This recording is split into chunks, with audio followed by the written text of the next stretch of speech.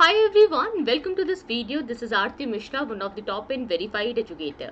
आज के सेशन में हम जानेंगे खिलजी डायनेस्टी के बारे में। तो चलिए शुरू करते हैं आज के इस इम्पॉर्टेंट वीडियो को, जहां हम खिलजी डायनेस्टी डिस्कस करेंगे। तो खिलजी डायनेस्टी जो थी, ये बहुत इंपॉर्टेंट है क्योंकि इसमें जो मुस्लिम इंपीरियलिज्म है वो अपने पीक पर पहुंच जाएगा। तो आप देख सकते हैं इस मैप में कि किस तरीके से ये बड़े से एरिया में एक्सपैंडेड है। तो अब जो है इंडिया में ये और भी ज़्यादा स्ट्रेंथन करेगा इस्लामिक पोजीशंस को। और इसके जो फाउंडर थे खिलजी डायनेस्टी के, वो थे जलालुद्दीन खिलजी। तो अब क्या होता है कि वो 70 ईयर्स के थे और काफ़ी समझदार थे, काफ़ी बूढ़े थे। और जब ये पावर में आए तो इन्होंने बहुत ज़्यादा जेनरसली चीज़ों को ट्रीट किया। अब यहाँ पे मैं कहूँगी कि जब हम बात करते हैं इस्लामिक रूलर्स की, उनके जनरस होने की बात करते हैं, उनके पैट्रोनाइज देने की बात करते हैं, उनकी बैटल्स में जीत होने की बात करते हैं, तो बहुत से स्टूडेंट्स इंजॉय नहीं करते उस चीज़ को। उस चीज़ को वो रिलीजियसली देखते हैं। तो अगर आप रिलीजियसली देखेंगे तो डेफिनेटली ये आपको इंजॉयबल नहीं लगेगा, ये आपको नेगेटिव लगेगा। लेकिन अगर आप इसको हिस्टोरिकली देखें एक इवेंट की तरह, तो ये आपको बहुत ही ज़्यादा इंस्पायरिंग भी लग सकता है। So it depends on you कि आप कैसे इसे देखते हैं। तो अलाउद्दीन खिलजी के बारे में हम जानेंगे और अलाउद्दीन खिलजी के रिफॉर्म्स को हम जानेंगे। साथ ही हम अलाउद्दीन खिलजी के जो इम्प्लीमेंट्स थे, क्योंकि देखो रिफॉर्म करना एक अलग बात होती है, रिफॉर्म्स तो बहुत सारे लोग करते हैं, पर रिफॉर्म्स का सही सही इम्प्लीमेंट हो जाना वो ज़्यादा ज़रूरी होता है। तो 1296 से 1316 के बीच की हम लोग बात करेंगे कि कैसे अलाउद्दीन खिलजी ने रिफॉर्म्स किए। तो 3 प्रकार के रिफॉर्म्स हैं, मैं एक बार आपको शॉर्ट में बता देती हूँ। तो अलाउद्दीन खिलजी के रिफॉर्म्स के ऊपर कई सारे क्वेश्चंस बनने की संभावना है। तो आपको ध्यान होना चाहिए कि इनके 3 रिफॉर्म्स थे। पहले थे इनके आर्मी रिफॉर्म्स, ठीक है, दूसरे थे इनके मार्केट रिफॉर्म्स और तीसरे थे इनके रेवेन्यू रिफॉर्म्स, ठीक है। तो आर्मी रिफॉर्म्स में 3 प्रकार हैं, ए, बी एंड सी। क्या है वो 3 चीजें? पहली चीज, आर्मी को इन्होंने कैश पेमेंट करना शुरू किया, पूरा proper cash payment. Second, army में इन्होंने एक दाग सिस्टम शुरू किया, यानी कि ब्रांडिंग ऑफ हॉर्सेस। घोड़ों के ऊपर ब्रांडिंग लगाई जाती थी, घोड़ों के ऊपर एक दाग लगा दिया जाता था कि वो एक रॉयल हॉर्स है, इससे घोड़े की इलीगल सेल नहीं होगी। तीसरा, हुलिया सिस्टम, जिसमें सोल्जर्स का एक डिस्क्रिप्टिव लिस्ट बनाया जाता था, स्केच बनाया जाता था कि कौन सोल्जर कैसा दिखता है, वो प्रॉपर ट्रेनिंग में आ रहा है या नहीं, और उसको ढूंढना भी आसान हो जाएगा। मार्केट की बात करें तो इसमें सबसे पहली चीज़ थी, हर एक चीज़ का जो प्राइस है, वो जो रेट है, वो फिक्स कर दिया गया, इंपॉर्टेंट जो गुड्स एंड सर्विसेज होती हैं। बी, इन्होंने कई सारे नए नए मार्केट्स ओपन अप किए थे, जहाँ पे खुले बाजार में जो है सामान मिलता था और इजीली सामान जो है अवेलेबल होता था। इन्होंने इन्फ्लेशन कंट्रोल करने के लिए अलग अलग प्रकार की कोशिशें की। तो इस समय में इन्फ्लेशन नहीं हो रहा है, महंगाई नहीं हो रही है। रेवेन्यू रिफॉर्म में इन्होंने सबसे पहला काम किया कि सारा का सारा जो लैंड है उसका मेजरमेंट करवा दिया। अब देखिए, लैंड का मेजरमेंट हो जाएगा तो ये पता रहेगा कि किसके पास कितनी ज़मीनें हैं, और जब ये पता रहेगा कि किसके पास कितनी ज़मीनें हैं तो ये बहुत आसानी से आप देख लेंगे कि किसने रेवेन्यू कितना दिया और किसने नहीं दिया, तो कोई भी इससे बच नहीं पाएगा। और दूसरा, इन्होंने बहुत ही अच्छे से, बहुत ही स्ट्रिक्ट तरीके से इन्होंने टैक्सेशन किया और कोई भी इनकी नज़र से बच ना पाए, इसके लिए इन्होंने बहुत ही अच्छा स्पाई सिस्टम लगाया हुआ था, हर जगह इन्होंने जासूस लगाए हुए थे। तो ये थे अलाउद्दीन खिलजी के रिफॉर्म्स। जितने बढ़िया ये रिफॉर्म सुनने में आपको लग रहे हैं, उतना ही बढ़िया इसका इम्प्लीमेंटेशन था, बहुत स्ट्रांगली इम्प्लीमेंटेड थे। इसीलिए ये सारे रिफॉर्म्स बहुत सक्सेसफुल हुए और आगे आने वाले रूलर्स ने भी इन रिफॉर्म्स को रिपीट किया। तो रिफॉर्म्स ऐसे होने चाहिए कि जो कि लोग उससे कुछ सीखें और लोग उसको रिपीट करें, ठीक है। तो अब जो है गाइज, मैं यहाँ पे एक छोटी सी बात आपको बताना चाहूँगी। मेरे से कई सारे स्टूडेंट्स बीच में एक क्वेश्चन पूछ रहे थे। उनका ये क्वेश्चन था कि मैम, जैसे कि आप बताते हैं अनअकैडमी प्लस के बारे में और दूसरी चीज़ों के बारे में, हमें ये डाउट है कि हम ऑनलाइन पढ़ें या ऑफलाइन, और अनअकैडमी प्लस पे स्लाइड्स पे पढ़ाया जाता है और इस तरीके का इंटरफेस जो होता है ये कितना बेनिफिशियल है। तो मैं आपको एक चीज़ बताना चाहूँगी, इससे आप सही डिसीजन ले पाएंगे। ये बिल्कुल बायस नहीं है, ये आप ऑनेस्टली खुद देखिएगा और आपको पता चलेगा।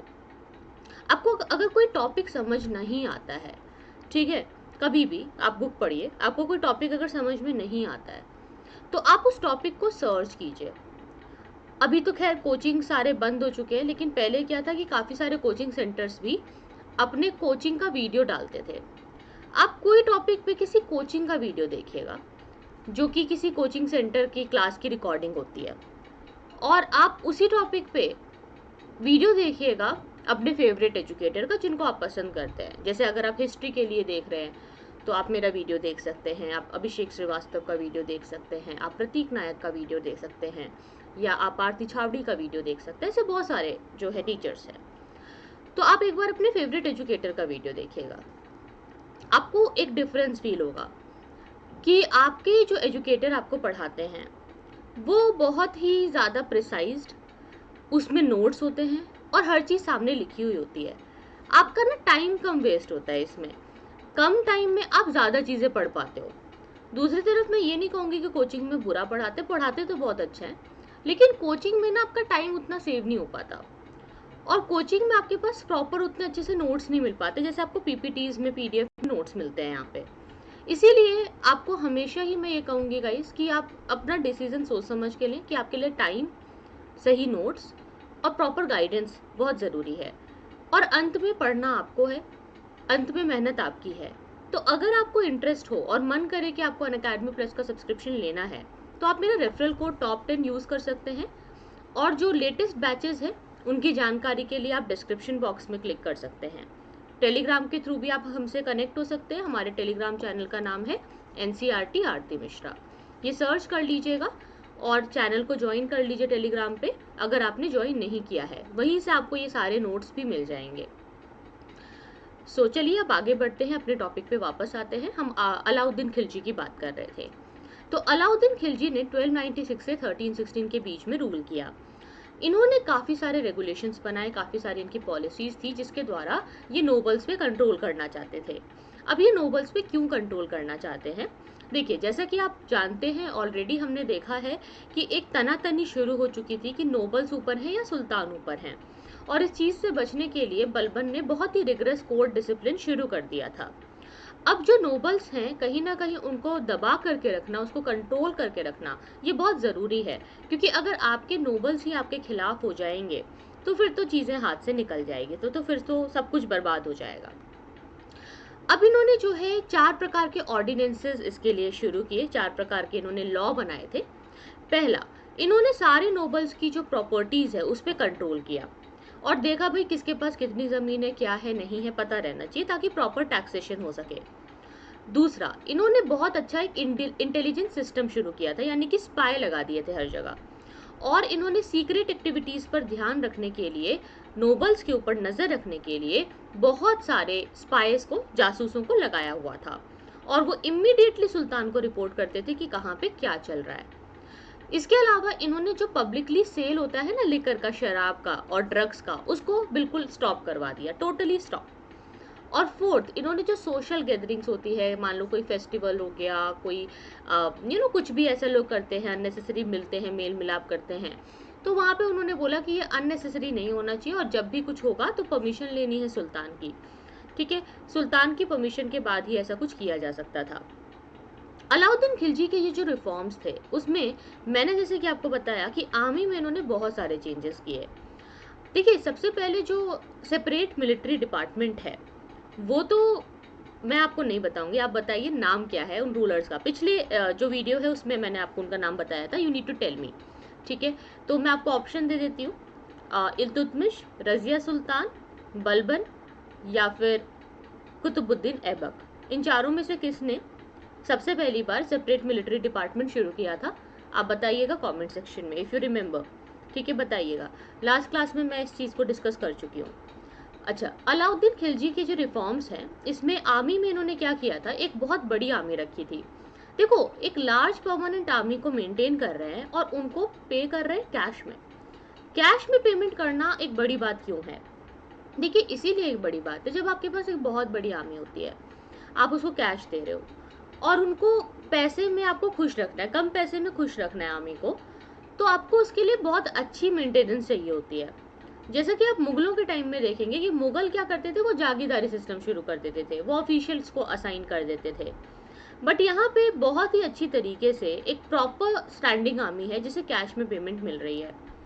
और इसके लिए प्राइस का रेगुलेशन बहुत ज़रूरी था, यानी कि मार्केट रिफॉर्म्स करना बहुत ज़रूरी था, क्योंकि अगर देखो सामान अगर महंगा होगा तो आप कितना भी कैश दे दो वो कम पड़ जाएगा, पर अगर सामान सस्ता होगा तो कैश आप अगर कम भी दोगे तो भी लोगों का घर उसमें चलेगा, लोग खुशी खुशी रहेंगे। इन्होंने डाक सिस्टम को शुरू किया। डाक सिस्टम मतलब ब्रांडिंग ऑफ हॉर्सेस।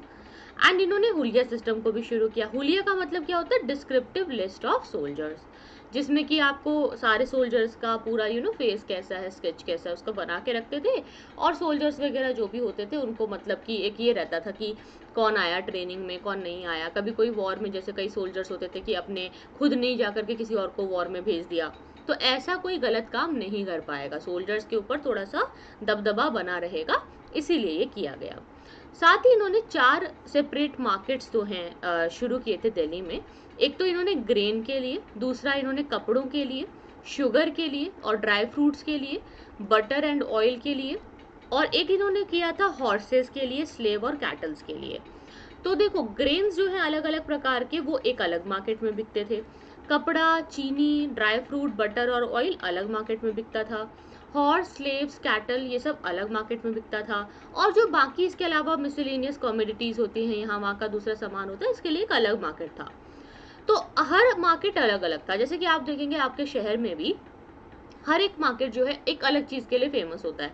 देखो बाकी चीज़ें भी अगर वहाँ पे है मिल सकती हैं, पर कुछ चीज़ों के लिए एक जगह फेमस होती है। जैसे कि फर्नीचर के लिए कोई मार्केट फेमस होता है, कपड़ों के लिए कोई और मार्केट फेमस होता है, खाने पीने की चीज़ों के लिए कोई और मार्केट फेमस हो सकता है ना। तो इसीलिए इट डिपेंड्स कि आप कौन से वाले मार्केट में जाना चाहते हो। इससे क्या होता है ना, प्रॉपर रेगुलेशन होता है, कहाँ से इंपोर्ट हो रहा है, कहाँ से एक्सपोर्ट हो रहा है, कितने का सामान आया, कितने लोगों ने इसको खरीदा, कितना प्रोडक्शन हुआ, कितना उसका डिस्ट्रीब्यूशन हुआ। आप उस चीज़ को कैलकुलेट कर सकते हो।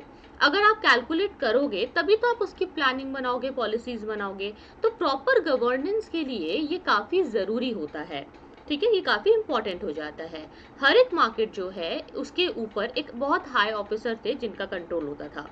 उन जो हाई ऑफिसर का नाम था उनको शाहनाए मंडी कहते थे, यानी कि वो मंडी की एक तरह से वो पूरे ऑफिसर हैं, लीडर हैं, और वो शाहनाए मंडी जो होंगे वो उस मंडी का ध्यान रखेंगे। मंडी का मतलब क्या होता है, मार्केट, ठीक है, जैसे सब्जी मंडी होती है, मंडी मतलब मार्केट। इन्होंने एक और सेपरेट डिपार्टमेंट शुरू किया था जिसका नाम था दीवाने रियासत। ये कौन होते थे, ये वो होते थे जिन्हें नायब रियासत कहते थे, यानी कि एक ऐसा ऑफिसर होता था जो बहुत ही इंपॉर्टेंट होता था, जो दीवानी काम करते थे, यानी कि जो कि ऐसे काम करते थे जो एक बहुत इंपॉर्टेंट मिनिस्टर का होता है, सारा सारा रिकॉर्ड रखना, सारे प्रॉपर इम्प्लीमेंटेशंस को देखना। तो ये जो नायब होते थे ये पोस्ट बड़ी इंपॉर्टेंट होती थी। जो नायब होंगे वो एक बहुत इंपॉर्टेंट, एक बहुत ही ट्रस्टवर्थी बंदा ही कोई नायब बन सकता था। सो इस तरीके से ये सब चीज़ें होती थी। मार्केट रेगुलेशंस की अगर हम बात करें तो जैसे कि मैंने कहा सीक्रेट एजेंट्स थे जिनको कि मुनियाज कहा जाता था।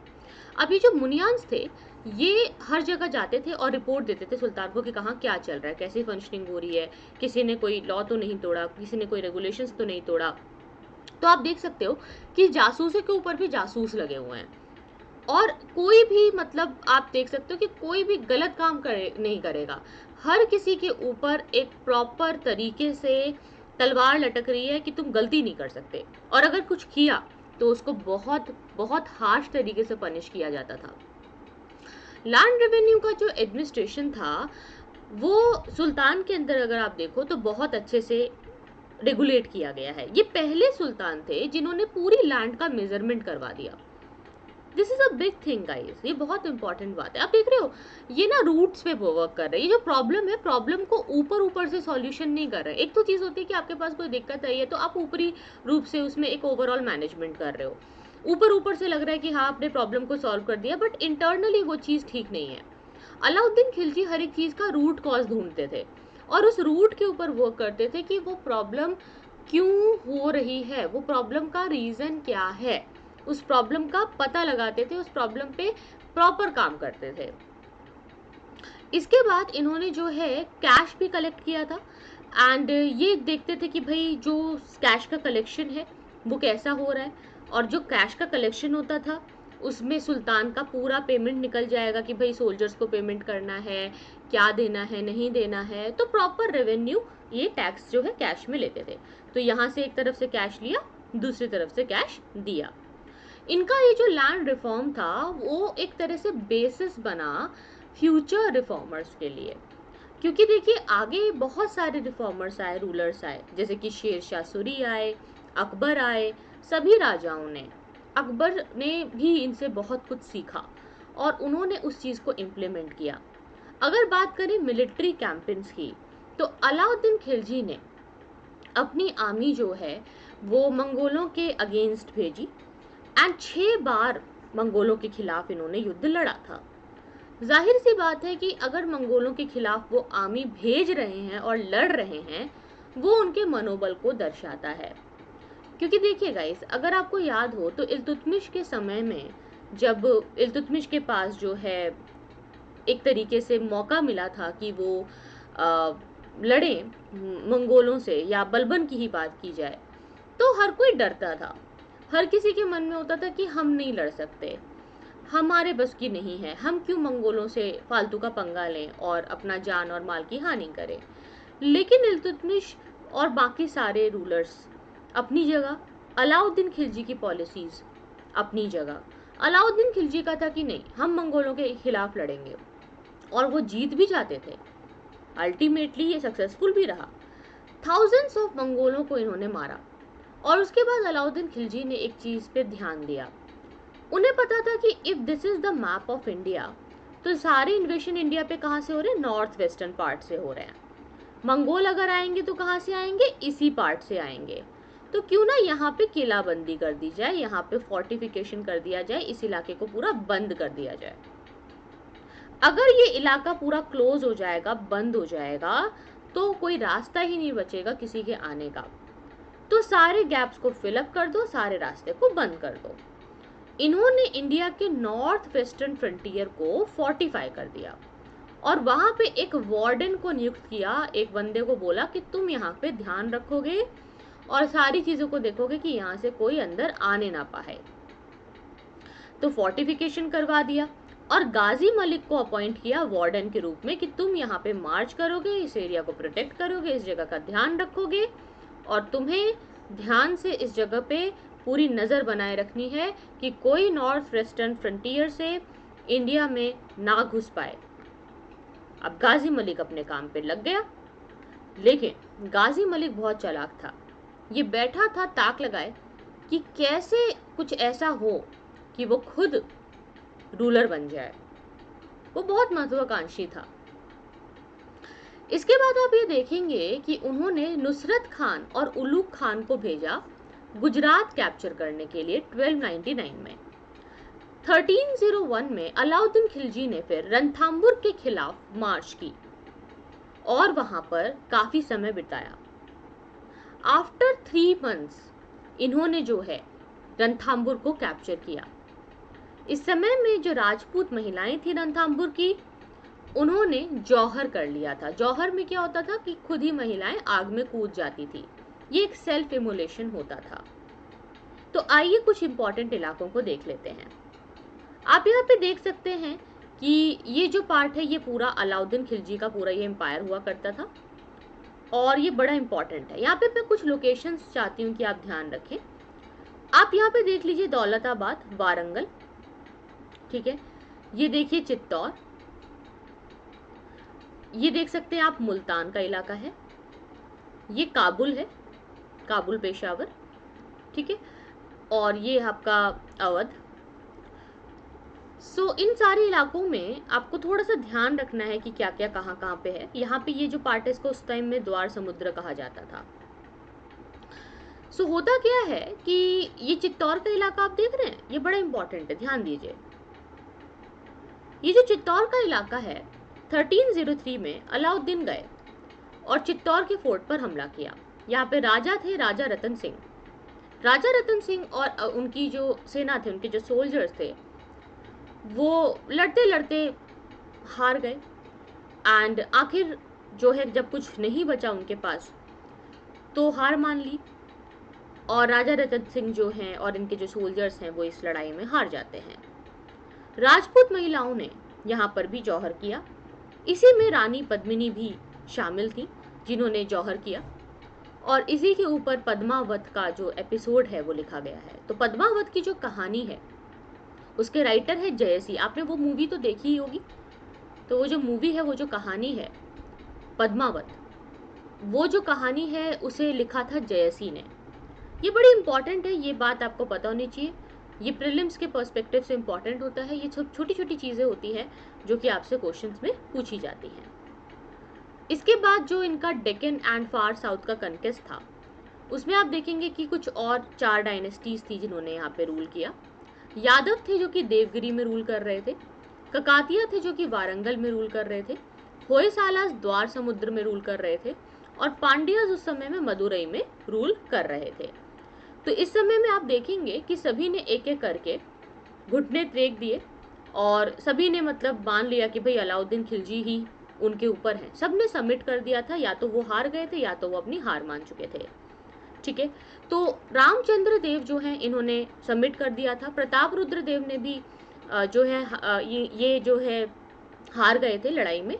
वीर बल्लाल थर्ड थे जो कि हार जाते हैं, और वीर पांड्या थे जो कि भाग गए थे। तो उनकी कैपिटल जो मदुरई है उसको कैप्चर कर लिया था काफूर ने। आपको पता ही होगा काफूर जो कि अलाउद्दीन खिलजी का एक बहुत इंपॉर्टेंट गवर्नर बन जाता है। अलाउद्दीन खिलजी की मृत्यु 1316 में हुई। हालांकि ये सुल्तान पढ़ा लिखा नहीं था, लेकिन उन्होंने कई सारे पोएट्स को, कई सारे स्कॉलर्स को पैट्रोनेज दिया, जैसे कि अमीर खुसरो, अमीर हसन, और साथ ही अलाई दरवाज़ा जो है वो बनवाया। इन्होंने जो है एक नई कैपिटल सिरी में बनवाई थी। इनके सक्सेसर थे मुबारक शाह और खुसरो शाह, लेकिन वो ज़्यादा समय तक चीज़ों को संभाल नहीं पाए। धीरे धीरे ये डायनेस्टी फॉल हुई। जैसा कि मैंने आपको बताया था, गाजी मलिक जिसे वार्डन के रूप में नियुक्त किया गया था, वो गवर्नर बना दीपालपुर का। उसने सुल्तान खुसरो शाह को मारवा दिया और उसको मार करके उसने तख्ता पलट किया और टाइटल लिया गियासुद्दीन तुगलक का 1320 में। यहाँ से शुरू होती है तुगलक डायनेस्टी। तुगलक डायनेस्टी को हम अगले वीडियो में कवर करेंगे। तो चलिए गाइस, आज के लिए इतना ही। टॉप 10 का कोड ज़रूर यूज़ कीजिएगा जब भी आप अनअकैडमी प्लस का सब्सक्रिप्शन लेते हैं। अब हम अगले वीडियो में मिलेंगे। आज के लिए इतना ही। Thank you so much for watching.